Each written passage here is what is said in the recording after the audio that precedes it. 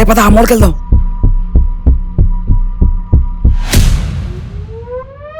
ఏంటి మూలకి తీసుకొచ్చా? ఇప్పుడు అవన్నీ వద్దు. ఎక్స్ట్రాలా మనం ఉన్న సిచ్యువేషన్ ఏంటి, నువ్వు మాట్లాడుతుంది ఏంటి?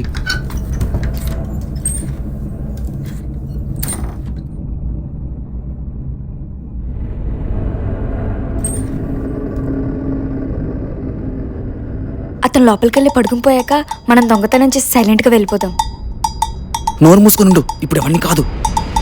ఎవరు? మియావ్. ఓ పిల్ల. మియావ్. ఎవరు? పొక్కలాగా నిన్న ఎవడమన్నాడు? పిల్లిలో అనుకో నార్మల్ గరిచావు.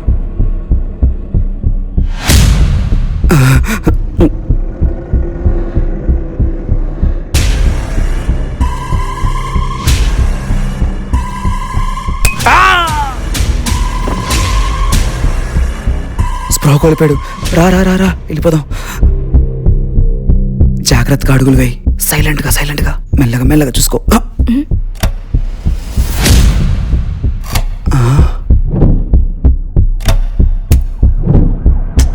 పోలీసోడా?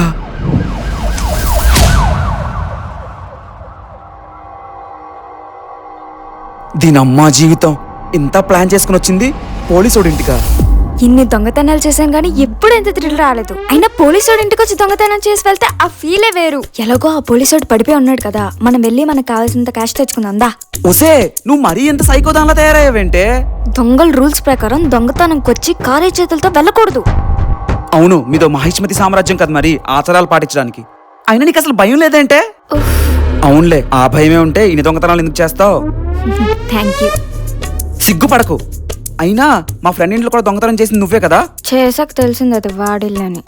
రేపు మార్నింగ్ వాడికి చెప్తాను, అప్పుడు నీకు ఉంటది. అయితే నాకేం భయం? నువ్వు నా గురించి చెప్తే నేను నీ ఫ్రెండ్ చేసిన జిలేబీ జంగిల్ పని గురించి ఊరంతా చెప్పేస్తా.